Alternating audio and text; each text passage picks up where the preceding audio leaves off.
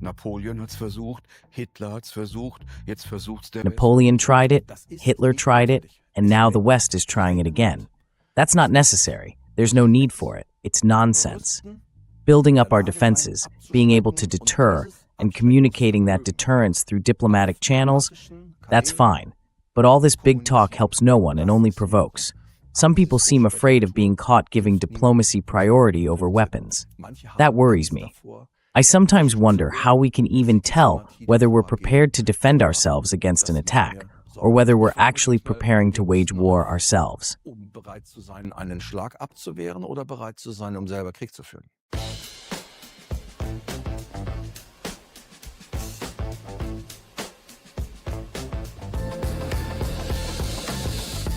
Gegen den Strom. Zur Person. Against the Current. About the person. Welcome to Against the Current. I present positions and perspectives that the propaganda media keep quiet about. Is Germany already a party to the war in Ukraine? That's what I'll be talking about with Vice Admiral Kay-Achim Schönbach. He's now retired, serves as chairman of the Values Union, and is vice chairman of the Alliance for Germany. He was inspector of the Navy until January 21st, 2022, when he expressed understanding for Putin in New Delhi, saying Putin just wanted respect and to negotiate on equal terms. He also said the Crimean Peninsula was gone and wouldn't come back, that it was simply a fact. At the time, that contradicted the position of the federal government. The next day, Defense Minister Lambrecht from the SPD placed him on temporary retirement. Hello, Mr. Schönbach. Wonderful to have you here. Thank you very much for having me here. Thank you for your time. My pleasure.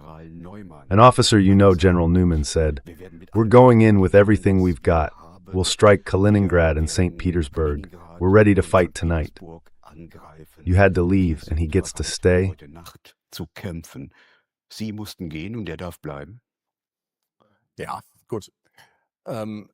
All right. My wife would probably say at this point, you need to know not just what to say, but when to say it. And sometimes you might say the right thing, but in that particular moment, it comes across as unfortunate, at least from my perspective.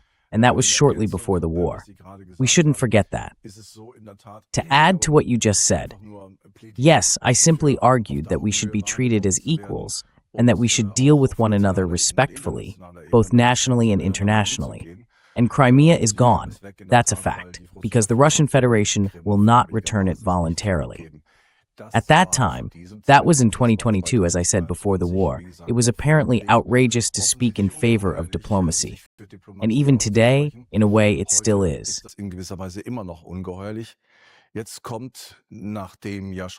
Now, after the inspector of the army, Lieutenant General Dr. Freuding, already made similar remarks, well, not tied to specific targets that were named, but still in the same vein, now comes Lieutenant General Neumann, the inspector, the head of the German Air Force, with statements that are really quite striking.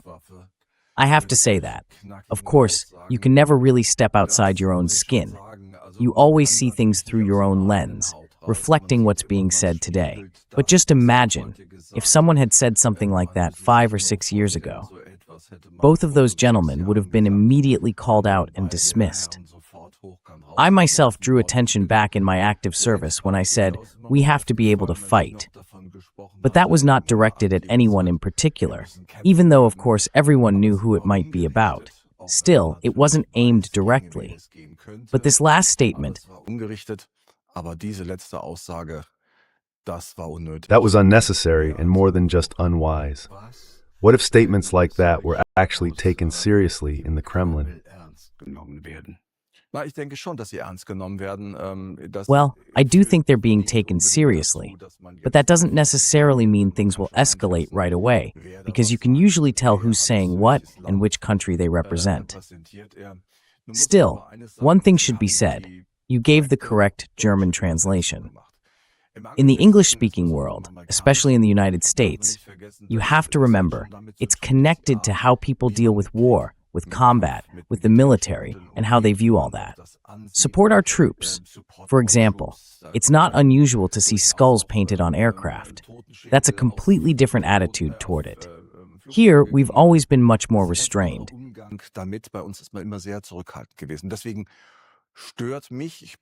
That's why it bothers me a bit. I'm a former member, and as a former member, you have to be careful not to attack those who are still active. And I don't do that. Very deliberately, I don't. But the translation, of course, when we render it into German, becomes that classic, cool, neutral language. "We are ready to fight tonight" has a very different tone than saying, "Wir sind bereit, heute Nacht zu kämpfen." There's even a kind of gradation in English. "We are ready to fight tomorrow" would mean we still need a bit more time. He gave that interview to the Telegraph. And I'd assume that in the English-speaking world, people hear it a little differently with their own ears. If you had kept silent, you would have remained a philosopher.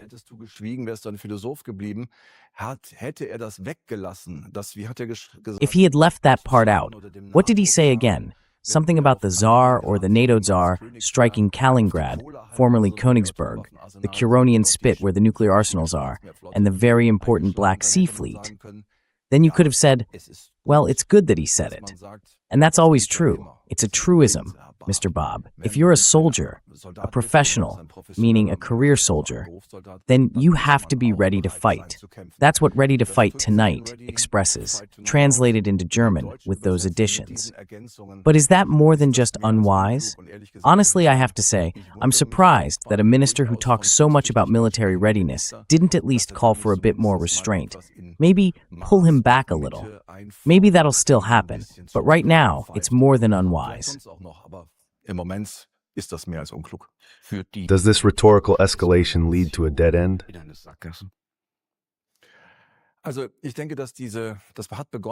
Well, I think it's already begun. Of course, the war is the context we have to see this in. But there have been other wars before, and it wouldn't have occurred to us then. Some people, or quite a few actually, believe this is our war too. You know my position on that. We have to stay alert. We also need to be ready to do more for the Bundeswehr. But in my view, that shouldn't be directed against anyone. Naturally, we know where the greatest danger is most likely to be right now. Still, I believe a nation like ours obviously needs armed forces that function properly. The rhetoric around that, though, should stay sober and measured.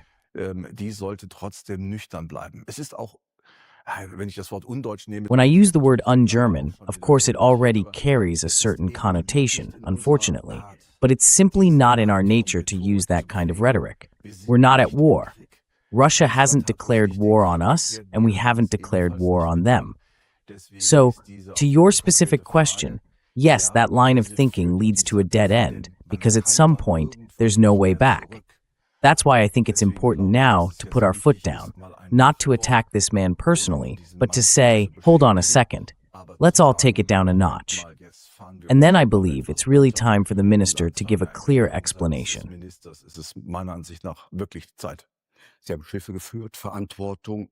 You've commanded ships and carried responsibility on the high seas. You know the world's oceans, and especially the Baltic region. Now, the British have detained the tanker Smerdos in the English Channel. Earlier, a Russian frigate had escorted tankers through the channel. Was what the British did there an act of piracy? That's at least the wording that, in fact, names the Russian Federation. To explain it a bit, especially for those who might not be too familiar with what happens out at sea, without going too deep into the details, these ships usually sail under flags like St. Kitts and Nevis, or say, Cameroon. Those are countries that typically don't pay much attention to safety standards on such vessels, especially when it comes to environmental protection measures. So, of course, if there's concern about a possible hazard, like a collision or a grounding, inspections can be carried out for that reason.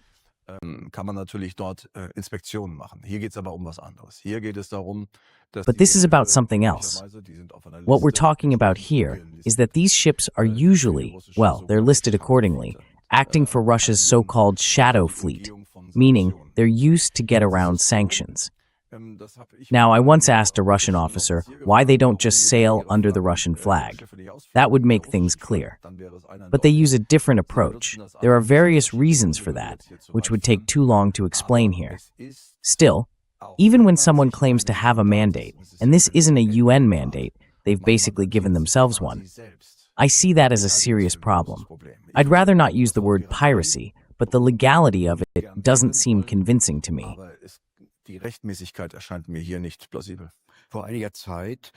Some time ago, the Estonians tried to board a tanker. That was a while back. They wanted to do it using speedboats and 2 helicopters. The Russians then sent up a fighter jet, and the Estonians pulled back.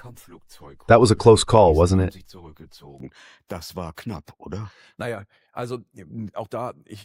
Well, look, I understand where you're coming from, and I see the same headlines you do.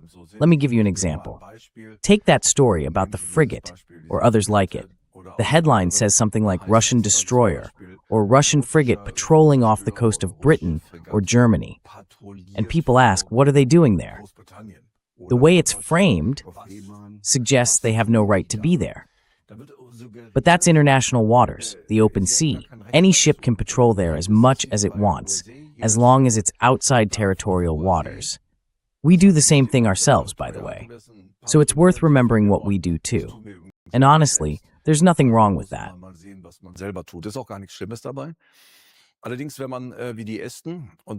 But of course, if you act like the Estonians did, and that was well known, then you really can't be surprised when such actions lead to a reaction. We have to be honest about that. I can already sense it. We sometimes toss the ball back and forth on this issue. For whatever reason, I've somehow become labeled as a Putin supporter or a Putin sympathizer. Even if you just take a neutral position, and that's really the troubling part of our times, let me make that small detour. If today you don't clearly take a stand against the Russian Federation, but simply try to look at things calmly and analyze what's actually happening, then you're already seen as being on the wrong side.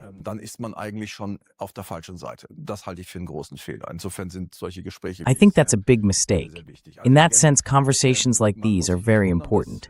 So, it shouldn't come as a surprise. The ship was flown over, actually those submarines were flown over, by a Russian Su, a fighter jet. That's not a small thing, but it's exactly what it's meant to be, a warning. Just like we've seen recently again in the English Channel. Issuing warnings to each other, that's acceptable. It shows where the line is, this far and no further. We in the West also have to accept that there are red lines for the Russian Federation, and if you cross them, you have to live with the consequences.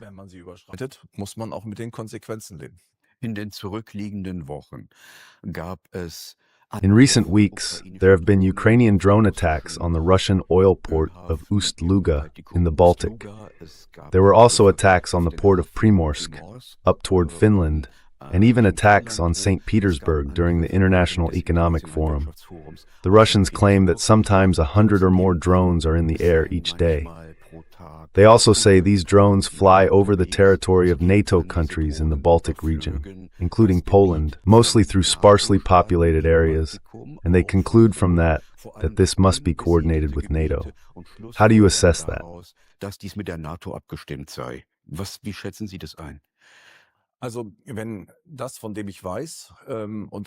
So if what I know is correct, and that's also been confirmed in other places, when they fly, they'd have to take incredible detours if they wanted to avoid flying over NATO territory. And NATO territory means some national state. In this case, it was specifically about Estonia. I wasn't there, of course. But if Estonia, or say Lithuania, though in this situation Estonia makes more sense because of its location, if Estonia actually opens its airspace, then Estonia can't really claim it wasn't in some way, let's say, actively involved in facilitating the whole thing.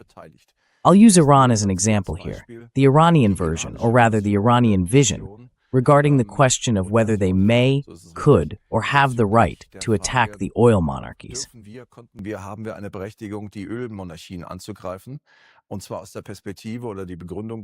From that perspective, or to put it in their reasoning, American bombers or reconnaissance planes take off from there, aircraft that carry the war into Iran and conduct operations there.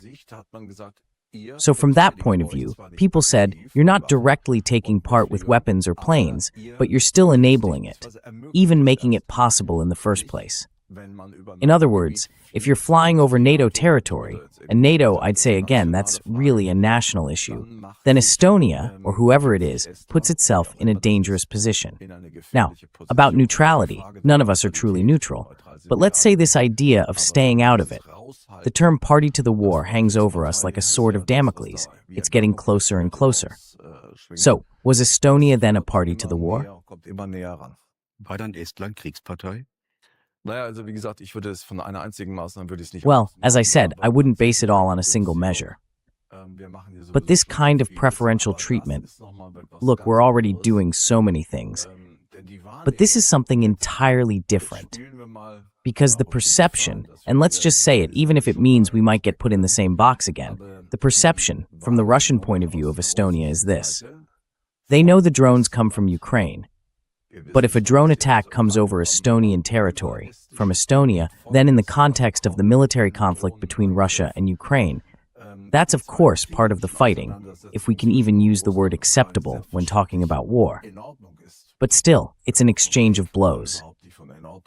And the fact that the Estonians, if that's really what happened, allowed it to happen, they'll have to face the consequences of that at some point. You're part of this too.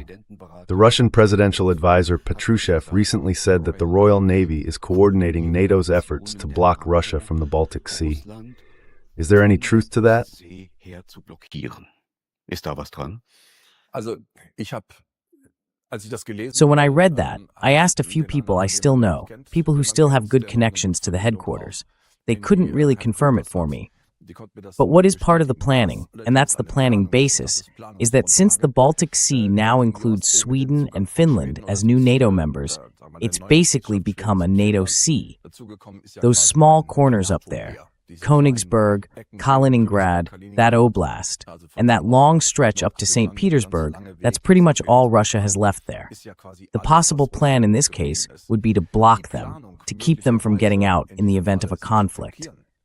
Well, that's what I would recommend myself, but not in peacetime. We are at peace. Nicht aber im Frieden. Wir sind im Frieden. Ich glaube, das ist eine ganz entscheidende Sache, die hier. I think this is a really crucial point, and it's something that's getting lost more and more. We keep acting as if, at least that's how it often comes across, we're on the brink of war, as if Russia were about to attack NATO. But there's absolutely no sign of that. No matter how many times some inspectors say it on camera, it just isn't true. Right now, you know this yourself.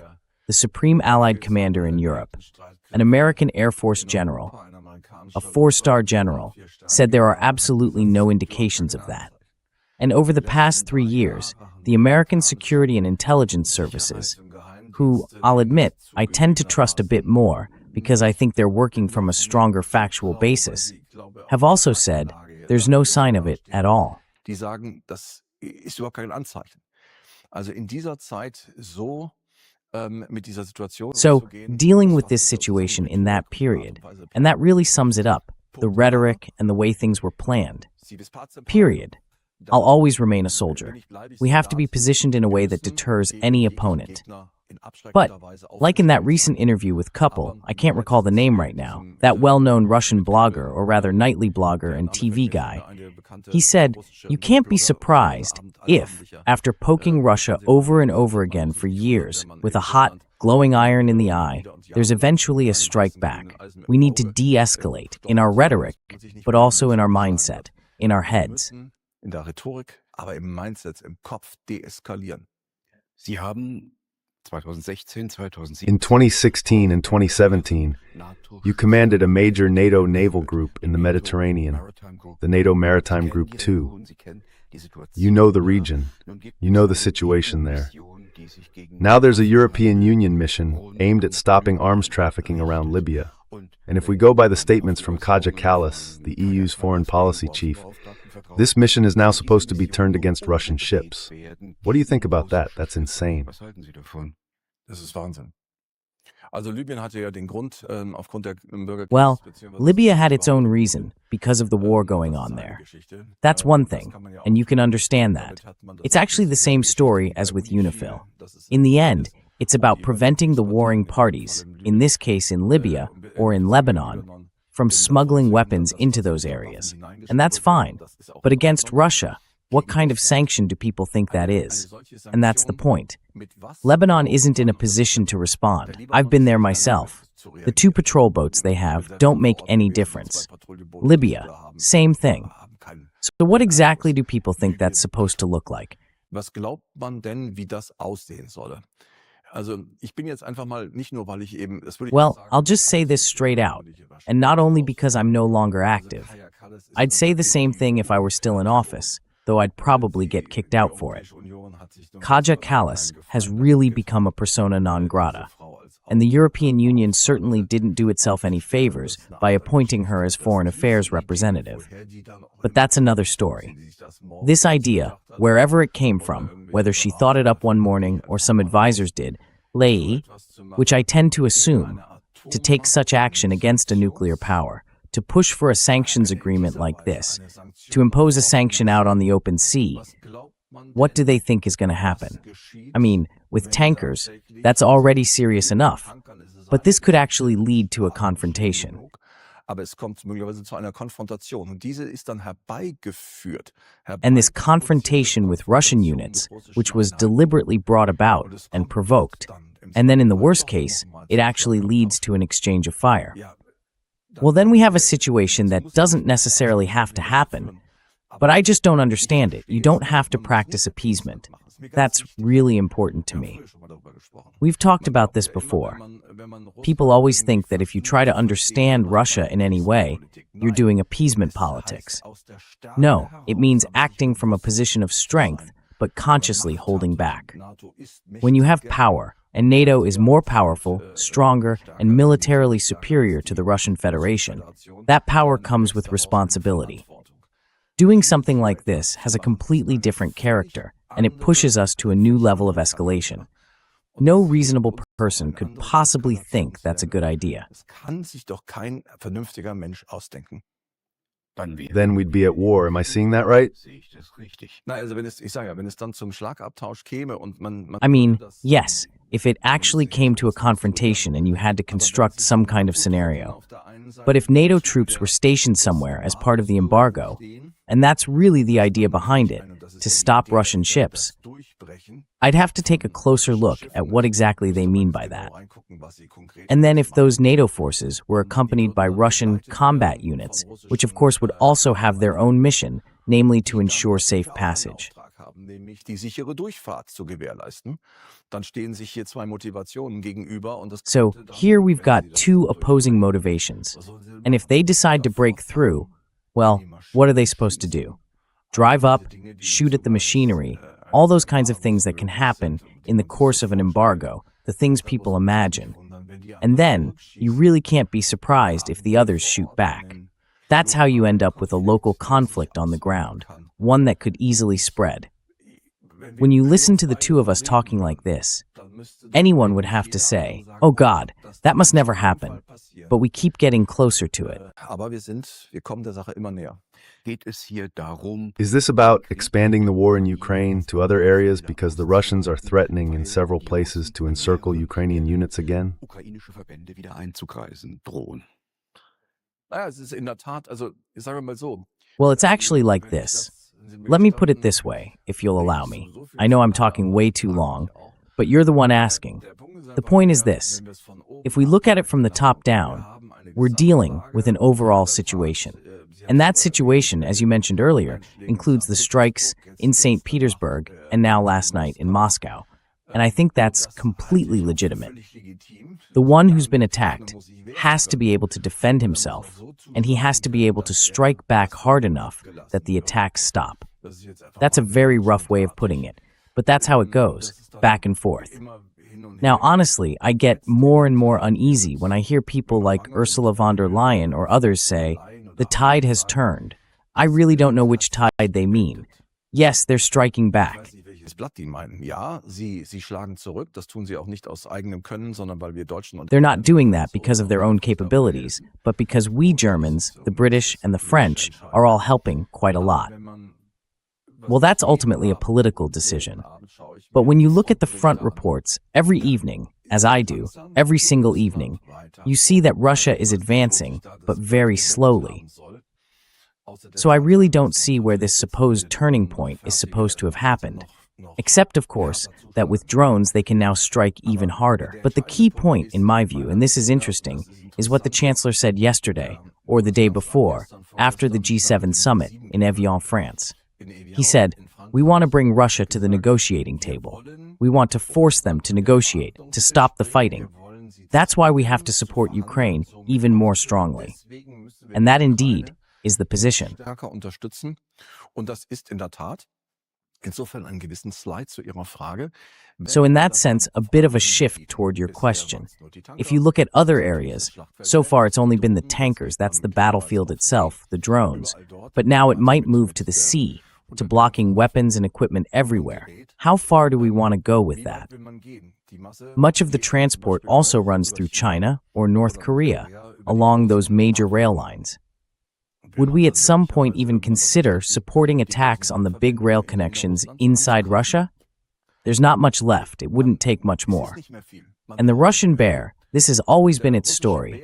If you take a moment and look at it historically, you'll see that Russia tends to wait a very long time. Nähern sieht man, dass Russland sehr lange wartet und immer von den roten Linien spricht und scheinbar werden rote Linien. And people keep talking about red lines, and apparently those red lines keep getting crossed by the others, whoever those others are. And Russia still doesn't do anything. And then comes the heavy blow. And that has to, well, I hope that in the German Foreign Ministry, and I'm not talking about the politicians now, I mean the real professionals, the genuine top experts who work there, at some point, despite all their knowledge and the pressure from their political leadership, they'll have to, as the military says, strap on some steel. In other words, gather all their courage and tell their politicians, their leaders, you can't do this. We're heading into danger here. Jetzt dürft ihr das nicht machen, hier laufen wir Gefahr. Das kann man nur hoffen. Professor Glenn Deason von der Let's hope so. Südnorwegischen Universität. Professor Glenn Deason from the University of Southeastern Norway recently hosted two geopolitical experts, Professor John J. Mearsheimer from the University of Chicago and his Moscow colleague, Professor Sergei Karaganov. I found it really fascinating because Professor Mearsheimer, the American, said that if Russia were to plan a nuclear strike on Europe, Washington would, in his view, stay out of it.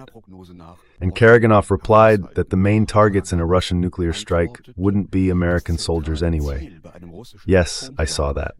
Karaganov was also on Roger Koppel's show in Weltwoche. In Rumänien und Polen, sondern es wäre Deutschland, denn dort säßen die Revanchisten. Wie bewerten Sie das? Ja, ich habe es gesehen. Karaganov war ja auch bei Roger Koppel in der Weltwoche. Ich habe ja selbst mit diesen auch schon ein Interview geführt. I've actually done an interview with him myself. It's always very focused on that issue, and every time a few weeks go by, it feels like we're getting even closer to what's supposed to be this looming catastrophe. And you really start to wonder, when does it stop? Karaganov, I should add, and you know this from his own words, is definitely a real hardliner. He's also someone who belongs to that smaller circle of people who could very well end up playing a significant role in the Russian administration if Putin ever had to step down. In der russischen Administration findet. Was, gestatten Sie mir diesen Klammerwert, Let me just add a quick side note here. For everyone who keeps wishing that Putin would just drop dead tomorrow or somehow be wiped off the map, I'll put it this way, even though I see it differently. Better the devil you know than the one you don't. Because if we end up dealing with people like that instead, we're facing something entirely different. He regularly calls for the Russian leadership to strike much harder. End of side note. viel stärker zuschlagen sollte. Klammer zu. Der Punkt ist der, das ist auch das ist die The point is Frage, die this, erweiterte and that's really the broader question you would have asked me sooner or later. whether our strong involvement makes us a party to the war, especially when it comes to drone production and support. That's basically a joint venture, mostly happening down in Munich and in the south, where the big manufacturers are based. Now, whether that would have to mean a nuclear strike, that's a different matter. But if I were an advisor, and I know that's a bit of a cliché, if I were advising the Russian leadership on how to possibly cut off the supply of materials and expertise, I'd have to note that it's not just Ukraine anymore. By now, we've also developed quite a bit of know-how ourselves.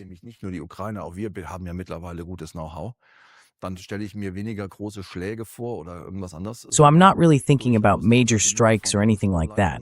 I'm thinking more about cutting off power lines or fires and explosions at one of those large facilities that would have a much bigger impact on the supply and delivery of drones. So I'm not really thinking about a nuclear strike.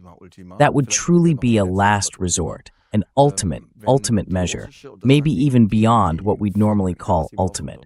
Because as Gerasimov clearly states in the doctrine, if it comes down to a vital interest or a vital emergency for the Russian Federation, then the use of nuclear weapons is part of that. So we probably don't have to expect a strike on Munich tomorrow, but it's certainly conceivable that something very small could happen somewhere.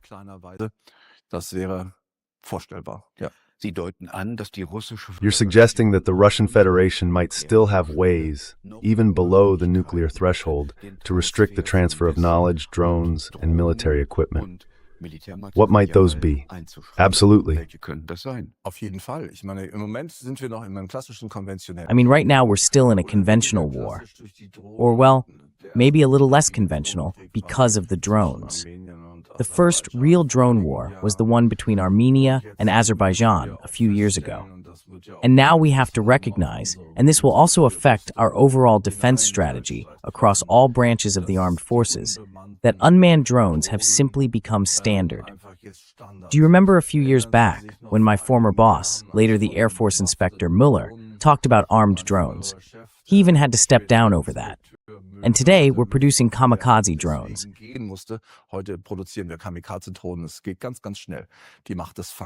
It happens really, really fast. The power of facts, the war, the father of many things. I think that right now, the Russian Federation, and for those who know a bit about it, you really get the impression, is fighting with one hand or even one arm tied behind its back. That's why it's so dangerous to keep escalating without launching diplomatic initiatives at the same time. We need diplomacy. The sword should only come into play when diplomacy fails.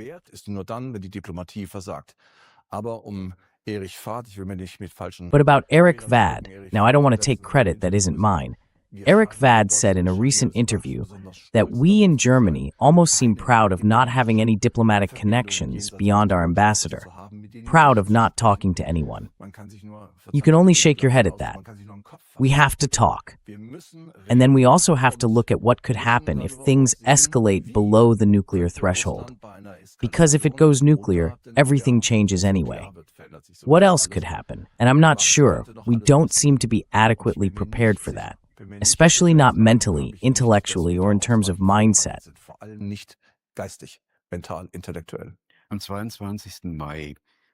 On May 22nd, the Ukrainians attacked a student dormitory in Starobelsk using drones. 21 people were killed. Starobelsk is near Luhansk. I know that area, and as far as I could see, there were no military facilities anywhere around. The Russian Federation claims that Starlink components were found there. An Italian reporter was on site, and he says, "Oh, I'd better stop there."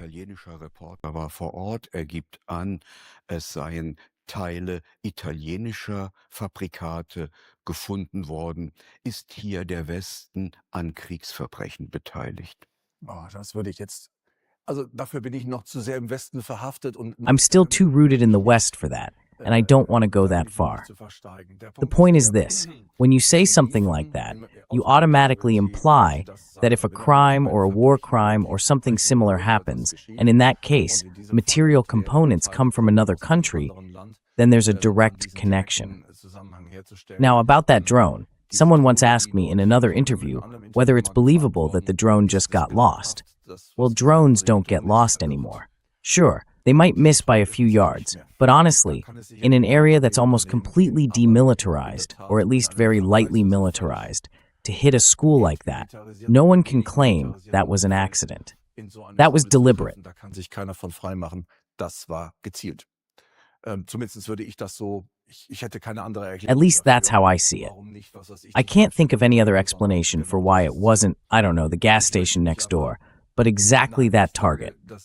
But I want to be clear. No, I'm saying this isn't part of it. We're not part of a war crime. Still, that doesn't make it any better. There are crimes on both sides. Up to now, it's always been, Russia is black, evil beasts committing only war crimes, while Ukraine and we are good, white, and do only good things. That's obviously nonsense. We're at war. And as you know, the first thing that dies in war is the truth. The real question is, what does Ukraine do with the information we provide? Starlink, after all, is basically satellite data.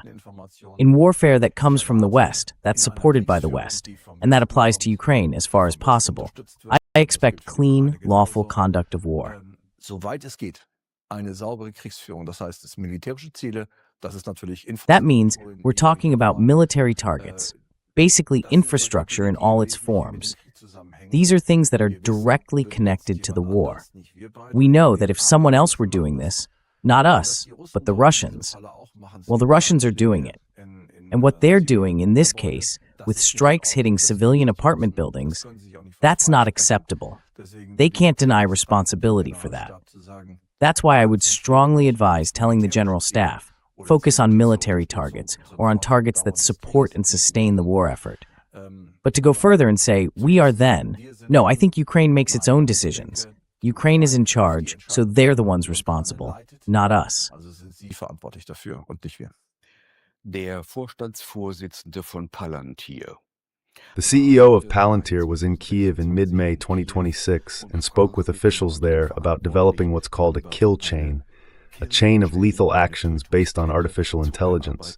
This was right before the attack on Starobelsk. Could something have gone wrong in the use of AI here? Der Attacke auf Starobelsk. Kann hier beim Einsatz künstlicher Intelligenz was schiefgegangen sein? Also sagen wir so, ich weiß natürlich, was Palantir ist. Let me put it this way. Of course, I know what Palantir is. I have an idea of what kinds of capabilities it has, and there are different projects within Palantir. Nobody can rule out mistakes, and I want to be clear about that. I believe that the actual control of a drone, and I've seen how that works in practice, is about guiding the aircraft itself. But these systems differ in character, in their flight properties, and in how they're equipped. The crucial point, though, is this. If artificial intelligence, on its own, without human oversight, were to make targeting decisions independently, based only on a target list, acting randomly, without a final veto from a human operator or a person in charge, then I would say, yes, that could definitely happen. Dann will ich behaupten, das kann durchaus passieren. Da müsste man natürlich vorab sagen, es dürfte gar keine Zielauswahl. First of all, we have to say clearly, there should never be any kind of target selection, or even a target list that includes something like a youth center. Artificial intelligence has been a big topic for us for years. Sure, everyone has unmanned aircraft. After all, a missile is also an unmanned aircraft. But when it comes to selecting human targets directly, without anyone taking responsibility for that decision, for whatever reason, that's a real problem. Of course, a military vehicle with soldiers on board is a legitimate target. It can be destroyed, that's clear. But what happened there, that must not happen. It must not happen. It should not happen. And yet, if there's one thing we've learned from war, it's that it keeps happening. The target selection. Die Zielauswahl, aber auch die Zielsteuerung der Drohnen und But the targeting of those drones and missiles also relies on satellite data from the United States, the United Kingdom, and other Western countries. aufbereitet werden diese That data is processed in Wiesbaden at the U.S. Clay Barracks. Technically, that's German territory. Hoheitsgebiet im Grunde genommen. So we're directly involved in the war, aren't we? When the Ukrainian gunner just has to press the button, but everything else comes from others? Schütze nur noch auf den Knopf drücken muss, aber alles andere von anderen kommt. It's true. I really can't completely dismiss that. We've had this discussion before, during the Iraq War and the war in Afghanistan, when drones were being controlled from Ramstein, flying on the other side of the world and carrying out strikes there. In the end, there's not much I can say to get around my own argument. On one hand, I want to assess it as objectively and neutrally as possible. But on the other hand, I'm still myself, shaped by the way I was raised.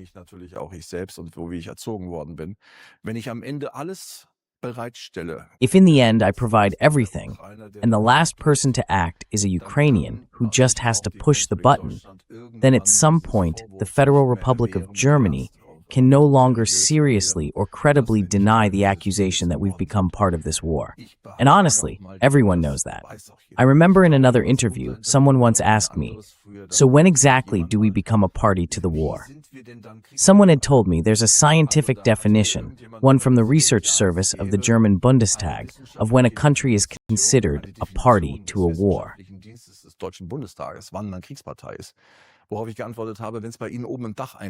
What I said was this: if a shell hits your roof, then you know you're part of the war, whether the definition fits or not. If I keep getting more and more involved in this war, to the point where Ukraine basically can't fight without me, then that's a gradual shift. And in reality, I'm making myself a party to the war. That's how I see it. How might the Russians respond? Well, there have already been threats, and those threats have to be taken seriously. I still have good friends, many of them, who care about me. And even though they didn't agree with what I said back then, they now say in these kinds of discussions, yes, but if Russia does something, then we're at war too.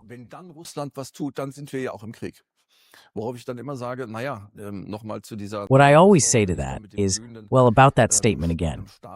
If I'm waving a red-hot rod in my opponent's eye, it's a situation, no, it's not simple, but it's also not that complicated, where I'm constantly making sure that someone else is even able to cause damage, to kill, and to achieve whatever kind of success on the battlefield.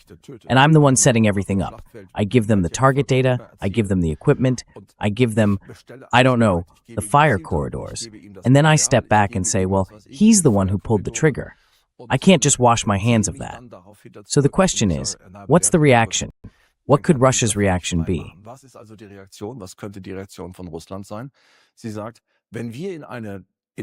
She says that if we're in a wartime situation, which we are, even though, formally speaking, the war began with the first shot fired by the Russians, and even if people might see the course of events differently over time, I can't really understand Russia anymore. But I would have to be concerned that they might, as I mentioned earlier with that example, identify those targets.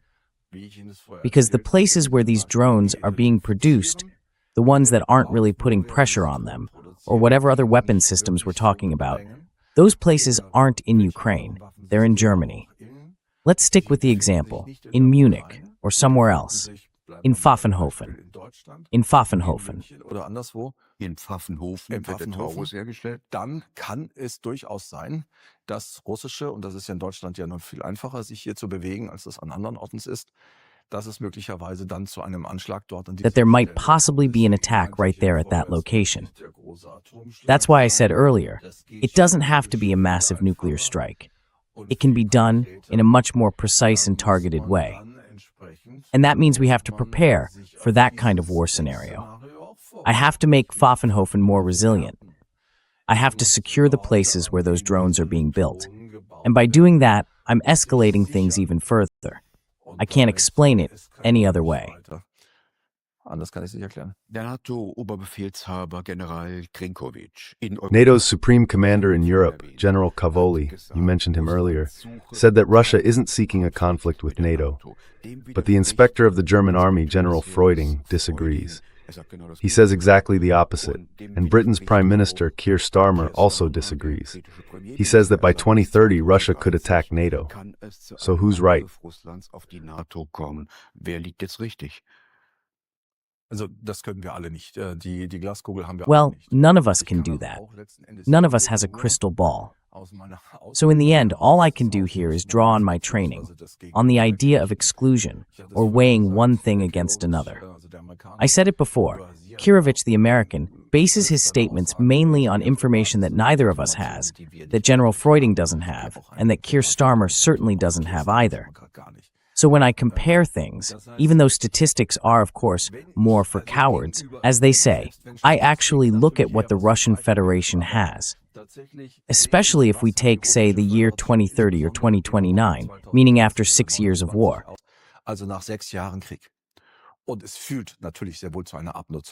And of course, it's also wearing down the Russian armed forces. But when it comes to their combat power and capability, especially with the experience they've gained, they're now much stronger than they were before the war. Still, by 2029 or 2030, we're looking at roughly 140, 150, maybe 160,000 dead on each side. That means a large part of the Russian army is already lying on the battlefield, dead. So yes, they're short on personnel. And then there's the infrastructure, the economic base. We need it, the Russians need it, and so on.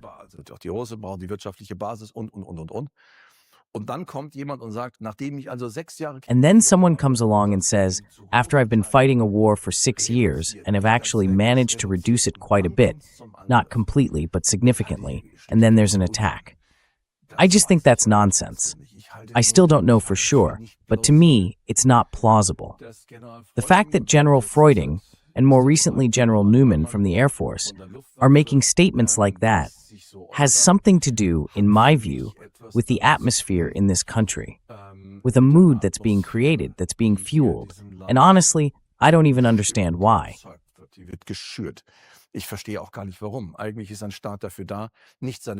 A state's job isn't to lull its people into a false sense of security, but to do everything it can to keep them from falling into insecurity. That's why I'm a bit shocked, like we've already talked about, by some of the statements that have been made. And if there's one thing we learned in the General Staff course, at the very latest if we hadn't learned it before, it's this: substance matters more than appearance. I think it's good and right that our armed forces are well equipped, maybe not with the kind of funding we're seeing right now, but certainly with spare parts, ammunition, personnel, solid equipment, and now, with the new drone technology, they're in a strong position.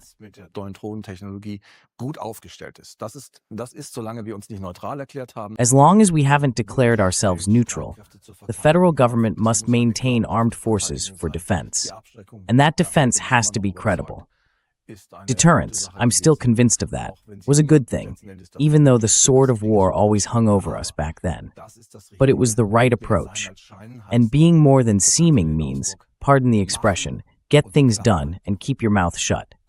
Train people well, take good care of your equipment, bring in innovations so that on the battlefield, if it ever comes to that, and you can never rule it out, you're fully prepared. And when things seem calm, you still have to be ready for war. Some people might see that differently, maybe from an ideological point of view. But what's happening here is that people are giving big, bold speeches, provoking others, and clearly mixing in other motives. In my view, we're working ourselves into a rather unwise and unfortunate atmosphere, and it's not just in the military. You hear the same kind of talk in civilian areas too. And I mean, Mr. Bob, you haven't known me that long, but when I was on active duty, I wasn't exactly known as a dove. I've always said, we have to be able to fight. We have to be capable. I wouldn't go as far as to say fight tonight, but we have to be ready. If something happens tomorrow, or even tonight, we need to be able to defend ourselves.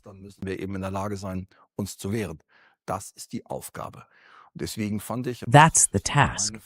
And that's why I thought, and this is my little dove of peace, my small symbol of peace, I thought the hedgehog, which used to be a symbol of the German armed forces, was such a good image, peaceful but ready to defend itself.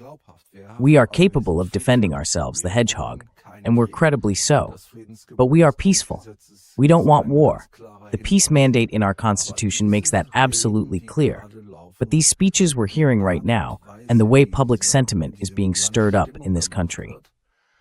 And one more thing, that's really important to me, especially now, maybe even more since I left office.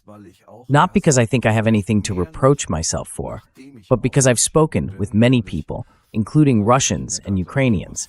I'm actually an alumnus, a participant in the German-Ukrainian Officers Seminar, and I still have good contacts there.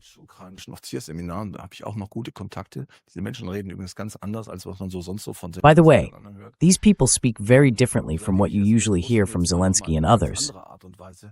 Ever since I've been spending time with Russians again, in a completely different way, I keep thinking, what crimes did we commit in the name of Germany on Russian soil and also on Ukrainian soil? What did we do there? Maybe when I was younger, I brushed that off as just history.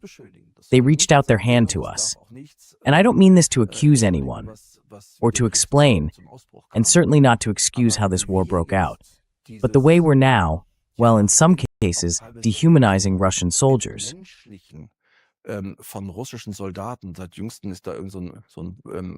Lately, there's this so-called war economist, someone who never even joined the German army, probably too cowardly or too lazy or whatever. And he's making jokes about Russian soldiers jumping out of their tanks just before a drone hits. I find that whole way of presenting things, of reporting, of talking about it, absolutely outrageous. And as a German, honestly, it's not just almost embarrassing. It is embarrassing. It makes me uncomfortable. We need to arm ourselves and talk about it, yes. But arm ourselves to deter, to protect the German population in line with our constitution. That's necessary, no matter what. And if it's the Russians, then it's the Russians. And if we have to fight, then we fight. But this apparent eagerness to talk ourselves into this war, I find that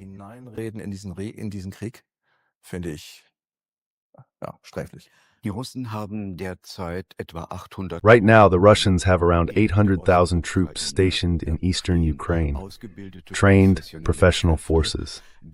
And yet, General Donnerhoff on the American side, along with General Naumann and General Freuding, are rattling their sabers, fully aware that the German Bundeswehr, the French army, and the British forces together might be able to field an expeditionary corps of 60, 70, maybe 80,000 troops.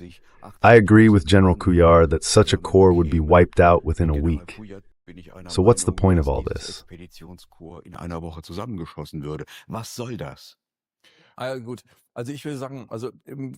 Well, let me put it this way. I've always had a certain impression of General Naumann. To me, General Naumann is the best officer the German Bundeswehr, or the German armed forces in general, have had since the Second World War. That's why I listen to his opinion and his judgment. But it's always a question of whether it's a military judgment or a political one. From a military point of view, he's probably right. I'd put it like this. Those 800,000 troops aren't just in eastern Ukraine.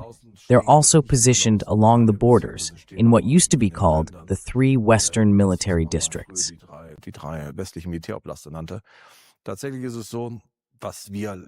In fact, what we could actually deliver, and that alone would already be a question, that only really applies if there's a full-scale war. So, what are we expecting then? And that's where we run into a real dilemma. On one side, there are those who say the war will basically start the day after tomorrow, and that the Russians are going to attack all of us, for whatever reason, who knows why.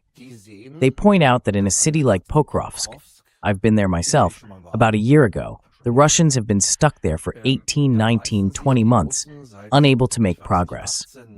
Sure, in Sloviansk they're moving forward now, but in the south, near Crimea, they're currently losing a bit of ground.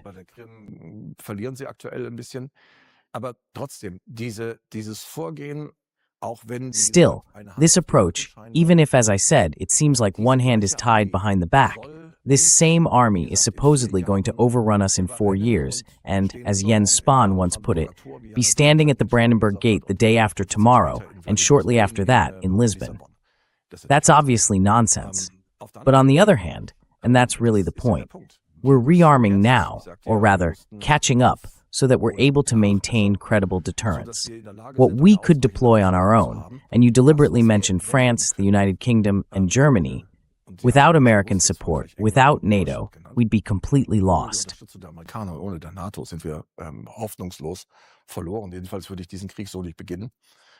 Anyway, I wouldn't start this war that way, and I wouldn't fight it that way either. But if you just look at the numbers, how many soldiers, how many tanks, ships, missiles we have, if we leave out the nuclear part, the West, even without the Americans, is superior. So the real question for me, and that's my main point, is this. Why would the Russian Federation, want to attack us? No one has given me a convincing reason for that. Not Freuding, not Neumann, not Pistorius, not Steinmeier. None of them have offered any motivation that would make Russia say, we're going to attack Europe now. Why would they attack the Netherlands? Why would they attack Germany? Warum sollen sie Deutschland angreifen oder Österreich oder Italien? Warum? Or Austria, or Italy. Why? Is all this saber-rattling really about distracting people from the fact that rearmament is taking money out of their pockets and putting it into the pockets of the arms industry, especially in the United States? Vor allem nach USA fließt. Also es spielt sicherlich eine Rolle. Also Well, it certainly plays a role. Communication, external communication, is always also internal communication. The rearmament, this war, is meant, first of all, as I just described, to rearm here in Germany. Let's stay with us for a moment. And that costs money. I think I once heard or read somewhere, maybe on Lanz or somewhere else, that by 2029, the federal budget will consist only of social spending, defense, and debt repayment, and there'll basically be nothing left for anything else. So at some point, we'll have to start shifting things around, otherwise this whole republic is going to blow up in our faces. Sonst fliegt einem diese ganze Republik um die Ohren. Ich denke, And I think it's not so much about distracting from this case. I believe it's more about the fact that the support, the SPD, meaning the Social Democrats, the Conservatives, the Greens, people you used to say wouldn't touch a weapon even with pliers. These people are suddenly all incredibly enthusiastic about war. They want to get elected, and they're running, or want to run, in a situation, in a country, where you really can't win elections with defense technology, rearmament, or security and foreign policy. In Germany, you win elections on issues like jobs, social policy, and healthcare. Zum Thema Arbeit, Soziales, Gesundheit. Das sind die großen Themen. Those are the big issues. Then there are other things on top of that. But now you've heard, I think it was an INSA poll, that 70% of Germans are worried and see Russia as the biggest enemy. Now, it's not like I go through life without any worries, but it never occurs to me to wake up in the morning and wonder whether Russia is going to attack me tomorrow. There are other things I think this kind of rhetoric, this kind of atmosphere we talked about earlier, is being created to justify that, to justify these enormous sums of money. And what I'm about to say might sound harsh, but still, that's how I see it.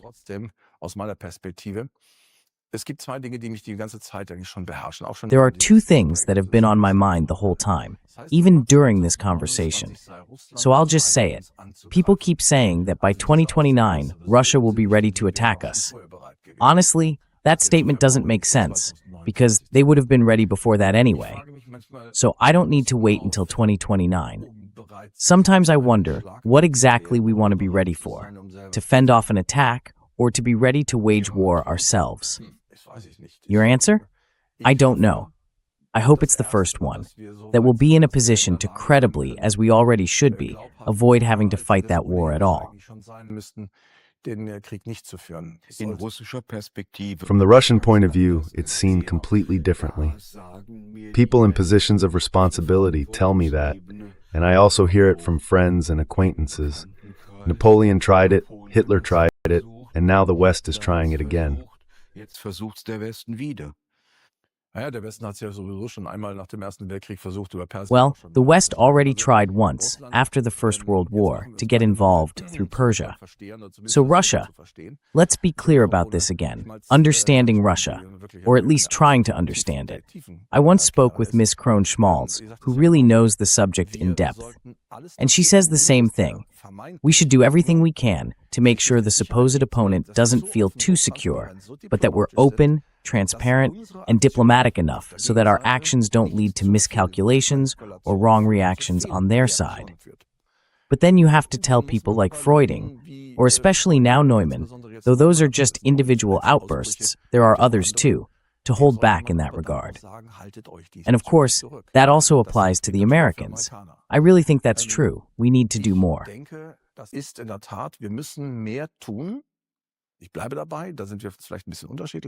I'll stick with my position on this, even if we might see it a bit differently. I still believe that building up and modernizing our defenses for the sake of deterrence is the right thing to do. But if you look at the success of the NATO double-track decision, something that wasn't implemented by the conservatives, but was deliberately initiated under Helmut Schmidt and pushed through with the American president, it was based on a clear idea. We arm, but we also talk. We reach out, we keep diplomatic channels open so we can talk to each other, reach a certain level of understanding, and then gradually disarm again and rebuild trust. And the fact that we apparently don't even want that anymore, or at least seem not to want it, even though any politician sitting here, worried that someone might hear or read this, would probably claim otherwise. That's what worries me the most. Am 12. Februar 2005. On February 12, 2025, the Ukraine contact group of NATO countries met, and the American, yes, we can call him that, again, Secretary of War, Pete Hegscher, said that Europeans need to do more. They have to prepare their populations for higher defense burdens. And he basically hinted, without naming Russia directly, that Europeans should keep Russia occupied from the West, so the United States can turn its attention to South America, but especially to China. Is that a kind of division of labor? Is the war in Ukraine being Europeanized so the hegemon has a free hand in Asia?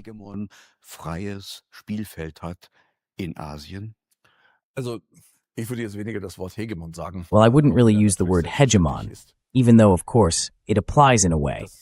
But we've probably talked about that before, and I've said it elsewhere too. An imperial power, a power that operates on an imperial level, argues, debates, and acts in an imperial manner. Not imperialistic, that would sound too biased to me.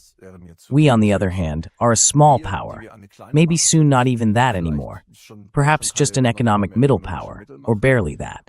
We tend to act more within the concert of the European Union, and from my perspective, that sometimes feels more regional, even provincial. As for the Americans, this really has nothing to do with Trump, even though many people think everything bad started with him. Some things are just a bit odd. But in fact, under Barack Obama and even earlier presidents, the so-called pivot away from Europe toward Asia had already begun. So the focus on the geopolitical level is shifting away from the European subcontinent toward Asia, toward China. That's why Japan and South Korea will become much more important partners for the United States in the coming years, along with others. That includes Indonesia, and in a certain way, Malaysia as well. Those countries will play a bigger role than Europe in that regard. I don't believe the Americans will completely withdraw from Europe. They did that after the First World War. They founded the League of Nations and then basically stepped off the world stage. I don't think they'll make that mistake again. But what they're signaling right now, you can already find that in Zbigniew Brzezinski's The Great Chessboard and in many other works as well.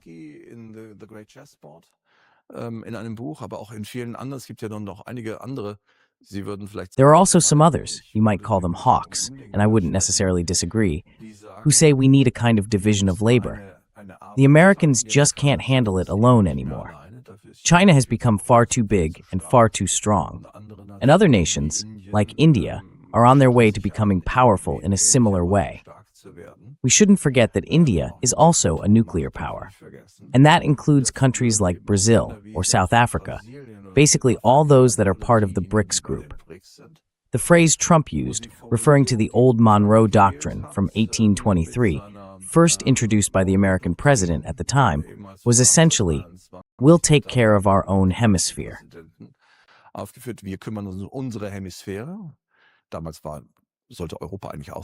Back then, Europe was actually supposed to stay out of it, but it already had one foot in.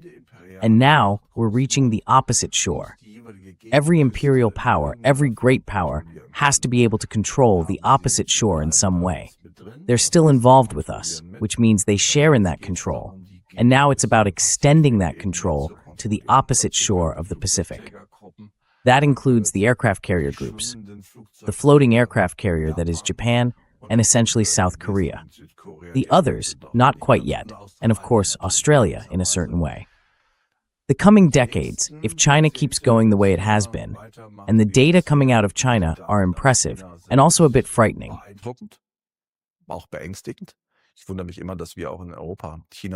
I'm always surprised that here in Europe, we still think of China as something so far away. China is actually a much bigger threat because they act in a completely different way. I think that's what we're going to face in the coming years. This division of labor is already underway. About the war, Trump made it clear, and that became obvious at the latest in Anchorage after his meeting with Putin, that they, meaning Russia, are seen differently now. In Kyiv, they've pulled Trump back in again, or rather, the Americans, for unconditional support. But I don't think the Americans are going to give any more money. They're focusing on the East now, and we're the ones who have to handle things here on the ground. So you're saying the transatlantic rift within NATO is just a myth? Der Riss, also den Riss würde ich das nicht nennen. Viele glauben ja immer, Amerika ist Trump, Trump ist Amerika, das ist natürlich dummes Zeug. In Amerika gibt es noch ganz andere Kräfte und ich denke, dass diese Eliten, die dort sind, das mit Trump nur mittelbar was zu tun. Es ist entscheidend, Trump darf ja nur noch diese Amtszeit machen, es gibt keine weitere. Ich glaube, er würde selbst gewählt werden. Na gut, wir müssen abwarten. I think he'd get elected himself. Aber wenn Rubio... Well, we'll have to wait and see how the midterms go. But Rubio might be a bit gentler than J.D. Vance. Still, if people like that come after him, what you just described will become more permanent. We all remember J.D. Vance's speech at the security conference last year. That was pretty tough. Unfortunately, he's right about a lot of things. Maybe not everything, but quite a bit. Still, I don't think we should talk about a real split. I believe the American elites know very well that things won't work without Europe. Dass es auch ohne Europa nicht geht. Denn dort ist Russland zu beschäftigen in gewisser Weise. Because that's where Russia is being kept busy, in a way. The Near and Middle East. We're seeing that now after this 14-point plan with Iran. It will become clear how much longer the United States will actually be able to control the region and play a decisive role there. So in Europe, we might be entering a kind of second phase. After we had really believed that 500 years of European dominance were over, we may find that we have to take on a stronger role again. The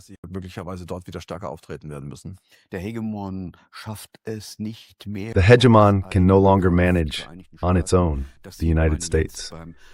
You can see that now with the Memorandum of Understanding with Iran. A compromise has to be found. And for Germany, that means, is the Federal Republic basically becoming the model deputy sheriff against Russia?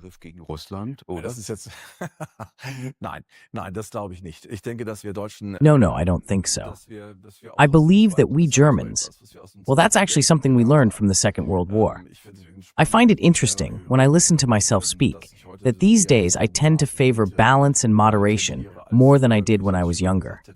Back then, we Germans really did have the largest conventional armed forces in Europe, if you leave out Russia and the Soviet Union. That's why I say we should stop making big statements and first show what we're actually capable of. You know, we Germans have always had that tendency, even back during the time of the blocks. East Germany was the model student of the Soviet Union, and we were the model student of the United States. Der Vereinigten Staaten. Wir werden eine große Rolle spielen, wenn wir sie denn annehmen. We're going to play a major role if we choose to take it on. I'll just say this, and I know I'm sticking my neck out here, just like I did back in India. But everything I said there turned out to be right. When this war is over, and I believe that as human beings... Ukraine, was ich aber glaube, 10 Jahre mindestens dauert. Anyway,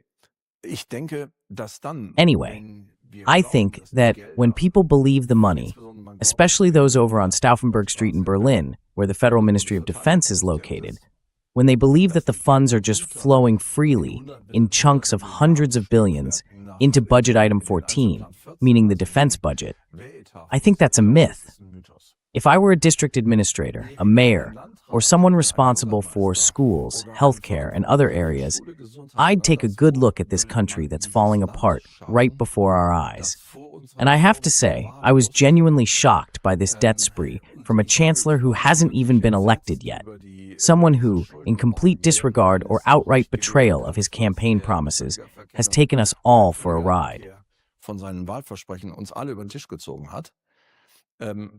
Daraufhin sagt wenn Sie sich erinnern mögen, He then said, if you remember later, chief of the chancellery fray, that citizens weren't really so interested in the fact that the money had been taken through such a, let me put it bluntly, a false measure, but rather that people wanted to see what would be done with it. I think that's a misconception, but never mind. At that point, I expected that a lot would have to happen in this country, especially in infrastructure. And once this war is over, people, and those responsible, will certainly ask, you still want to pour hundreds and hundreds of billions into armaments, into a war or preparations for a war that no longer exists. And I just assume that power itself and the constraints that come with it will determine the outcome. dass die Macht des Faktischen, die Zwänge, auch die Presse wird plötzlich wieder umfallen. The press will suddenly cave again. We'll see it happen. They always do. Then they'll start demanding that more be done for the people and for this country. And just a small point, since you're mixing things up, or rather because these things are connected, Germany's defense plan, this so-called Germany plan, is designed to turn the country into a major hub for all military movements heading, mainly, of course, toward the east. I still have good contacts, and back then people were always wondering who had actually leaked those documents from the ministry. Well, today I know who it was, and I still benefit from that now and then. Von Zeit zu Zeit. Wir haben gar nicht die elektrische Energie. We don't even have the electrical power that would be needed to move those huge troop units. Bridges are broken, roads can't handle the load, and tanks have to cross them. The rail system in Germany is frankly a disaster in itself. So yes, it's really important to invest a lot of money in infrastructure, both for military purposes and at the same time for the well-being and prosperity of our country. But that's just not happening, at least not to the extent that was promised. I think we citizens need to put a lot more pressure on our politicians, wherever we can, so they finally start taking action. Damit sie endlich mal in Bewegung kommen. Has Germany's political elite become so deeply entangled in the war in Ukraine, one that was partly provoked by the United States, that they can't get out anymore? Does this elite need to be replaced? Muss diese Elite abgelöst werden? Also das Wort verstrickt ist ein bisschen. Well, the word entangled is maybe a bit too loaded in one direction, but it's true. In my view, this war and everything connected to it take up far too much space in the daily business of politics. Of course, we're not in kindergarten. You don't have to do things one after another, first this, then that. Things can run in parallel. But I think the war, the billions being sent there, the weapons going there, the goods being produced and shipped there have even been former state secretaries who said we should take over Ukraine's entire budget. That's a situation that only a few politicians, and I don't need to advertise for any particular party here, I'm not a party member, are really addressing.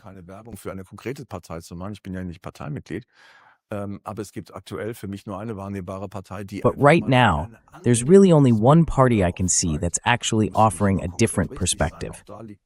It doesn't always have to be completely right. Sometimes they're partly wrong too. But we just need a new, well, I don't know, maybe it's starting to show. I'm not deep enough in that Berlin bubble to really tell. But there could be some shifts coming. We need a more sober attitude, a clearer relationship to the war. We need a more level-headed view of the geopolitical realignments, even here in Europe. And there's also the question of whether we can actually take on the role that's being assigned to us. It doesn't help to just throw money at something. Es nützt nichts, einfach irgendwo Geld hinzustecken. Wir müssen uns selbst fragen, sind wir... We have to ask ourselves, Are we, like you called it earlier, the deputy sheriff? Is that who we are? Do we really want to be the strong conventional power in Europe again, the one that ends up calling the shots? Not long ago, Karl Eckhard Esch, a well-known publicist and author, wrote that there are indeed voices in Europe, and I've looked into it myself, since I'm partly connected down in Spain, that in Spanish newspapers, and not just in left-wing or far-right ones, you can clearly read reactions to what people like Freundling, Neumann, or Merz are saying. And it's received with a very different tone there, also in France. All of that needs to be communicated. Just buying weapons and sending arms, equipment, and money to Ukraine, that's not enough. We have to deliver on other things too. And right now, we're not doing that. Germany is falling into neglect, as you've pointed out. At the same time, a tank brigade is being set up in Lithuania. The Russian side sees that as a violation of the 2+4 treaty, the one that brought about German reunification.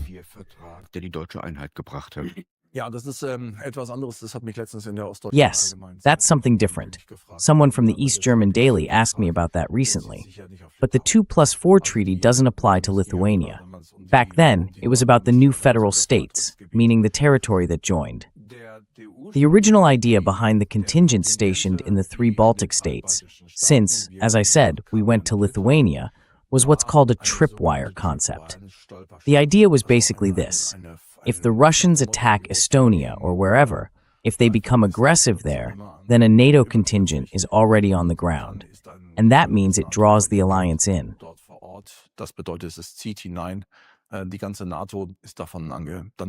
That would affect the entire NATO alliance. If one member is attacked, everyone is involved.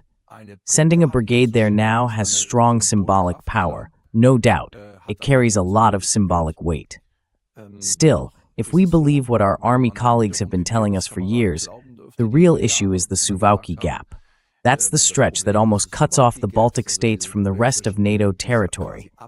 In that case, the troops stationed there would be surrounded.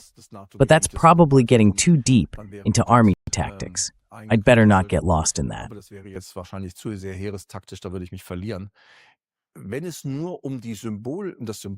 If it was really just about the symbol, about placing it at a Stolperstein, then you wouldn't have needed a whole brigade for that. And considering that, alongside everything we're already sending to Ukraine, we also need our own forces to become as ready for war as Minister Pistorius keeps demanding. Something I basically agree with, by the way. I just think the term itself is unfortunate. It sounds awkward. There are definitely better, more fitting words one could have used. So to me, this whole thing is misguided. It could have been avoided. It just doesn't make sense.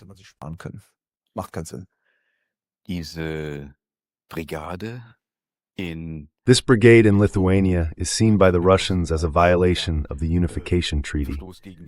Jeffrey Sachs, the American star economist, wrote an open letter to Friedrich Merz, arguing this point. Does anyone seriously believe that when it was agreed back then that no NATO forces would be stationed in the territory of the new federal states, the Russians actually wanted NATO troops to be stationed even farther east, and that there would be more countries joining later on? What's your view on that?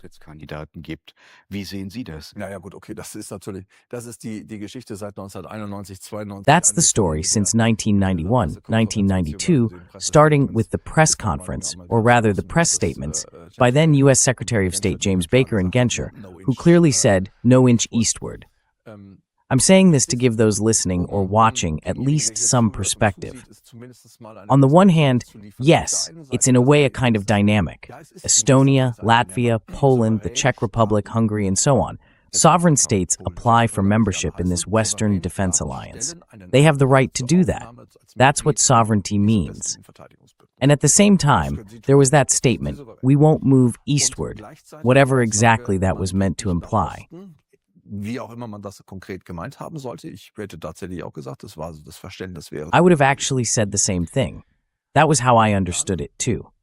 And then, for example, you hear from someone like Mr. Kiesewetter, who we all know, and others, that this request for admission couldn't have been refused. Well, that's exactly the point I would have made. Of course, this is all in the realm of would have, could have, should have. It's been ages since then.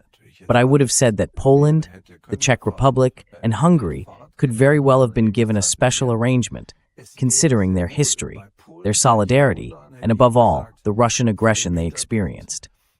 In Poland, in Czechoslovakia in 1968, and in Hungary in 1956. Given those terrible experiences they had with the Russians, with the Red Army, I would have absolutely allowed them an exception in that regard.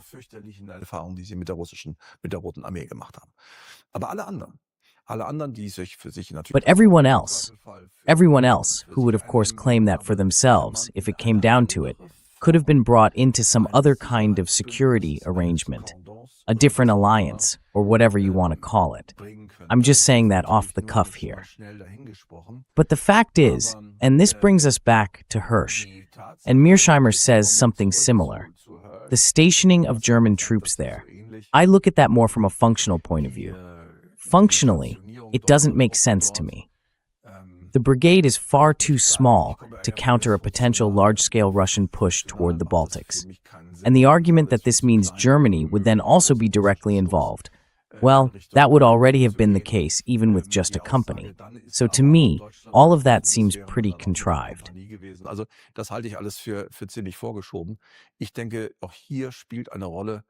I think vanity plays a role here too. We Germans wanted to show what we're like, kind of an all-or-nothing attitude. The French, I always remember this, the French and the British and all the others who kept demanding what we should be doing for Ukraine and the Baltics, they themselves are holding back everywhere, simply because they don't have the money anymore. And everyone still believes we have plenty of money left, which just isn't true anymore. I think, functionally, it's a mistake. Symbolically, it's even more of a mistake. There was no need to go beyond the contingent we'd already sent. That would have been my advice.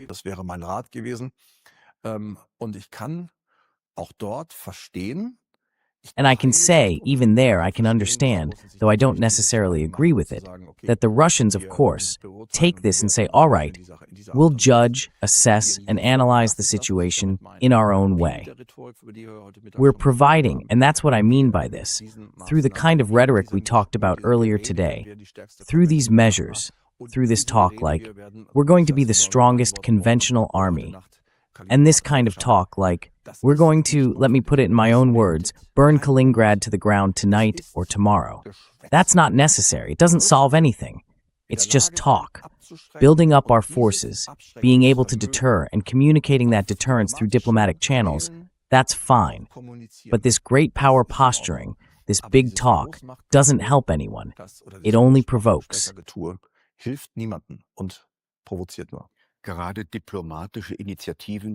Diplomatic initiatives like the ones you're calling for have been missing since the start of the Russian invasion, not only from the EU, but especially from the German government. Now you're planning something. We recently talked about an appeal. Members of the European Parliament, Rolf Vermenich and Michael von der Schulenburg, together with Alexander von Bismarck, were just in Moscow to open a dialogue. What needs to be done now? What options for peace are still left?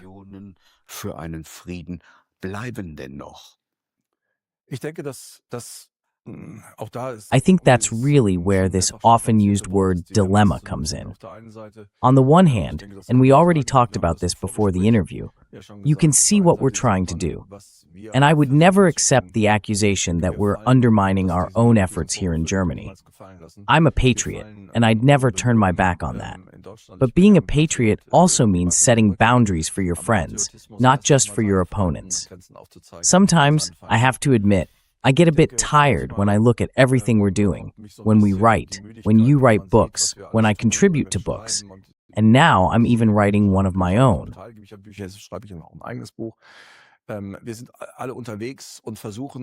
We're all out there, trying to convince people to take a different perspective for once. In the military, they say you need to step back a bit from the situation map to see the whole picture. And that's what we're trying to do, find ways out of this dilemma. But on the other hand, there are moments when I just want to say, leave me alone. I'll go to my place in Spain, look out over the water, and play with my dog. That's done me just as much good. Some people might even say, yeah, it's better if you do that, because your voice only gets in the way. But we still have a few things ahead of us. I think we should keep going, even if we're just a small thorn in the side of those who think they need to do even more.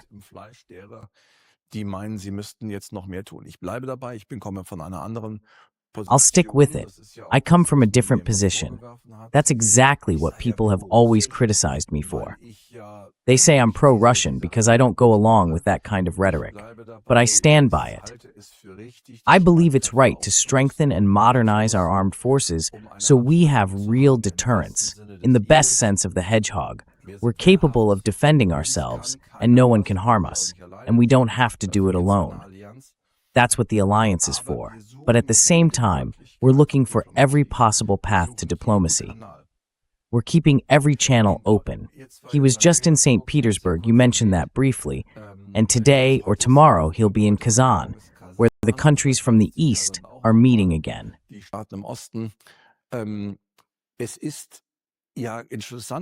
It was really interesting and quite something that we Germans. This was also a topic in the Bundestag. Well, there were a few AfD members there, which of course plays right into the hands of others, but even they weren't there as an official delegation, and that wouldn't have been any kind of submission or appeasement.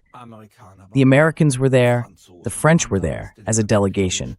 I think the Spanish were there as well. So clearly other nations, especially France, which definitely counts itself among the supporters of Ukraine, at least rhetorically, since France tends to talk more than it delivers, were represented as delegations.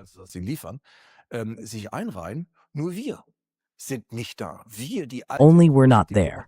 We, the old, once great diplomatic power, were absent. In fact, we're even proud of not being there, and we accuse German parliamentarians who try to make contact. But that's just party politics. I think all these calls to go there. Well, next week, there's a major security conference in Istanbul. I was invited to attend and to speak, but I can't make it because I have other commitments. We need to make use of all these opportunities. People like Patrick Bob, Kujat, and many others should be there. And there are plenty of people I know who wanted to speak up, but didn't dare. I don't hold that against anyone. I've already taken my share of the heat.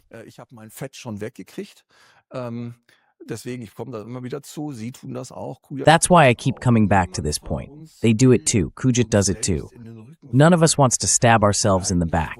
What we really want is simply to say, now, of course, the war has changed everything. But what we always wanted to point out is this: we have to talk.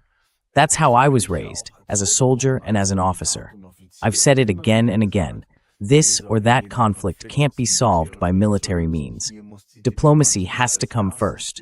The sword is only the last resort, not the standard option. And when I hear someone like Ms. Strack-Zimmerman, who would love to march into Russia with tank divisions tomorrow, not herself, of course, she'd send others, well, that's exactly the problem. The same goes for the gentleman we already mentioned today.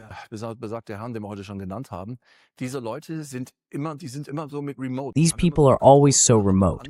They always want to keep the controls in their own hands and let others do the actual work. I think that's a big mistake. That's where I see things differently from some who, at least supposedly, are on my side. If there really is an attack, no matter who it comes from, then Germany must be ready to fight. Then yes, at that point, fight tonight. But not before, not by talking ourselves into it ahead of time, saying, let's just fight more. We should dare to try diplomacy, to borrow and slightly twist Brandt's phrase. Not just dare more democracy, though that's also needed in our country, but dare more diplomacy again. But honestly, I often get the feeling that some people are afraid of being caught out if they give diplomacy priority over weapons.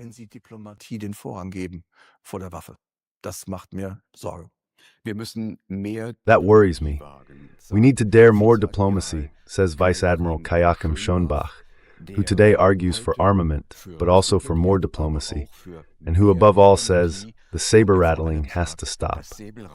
Here on Against the Current, we show positions and perspectives that the propaganda media keep hidden. Welche die Propagandamedien verschweigen.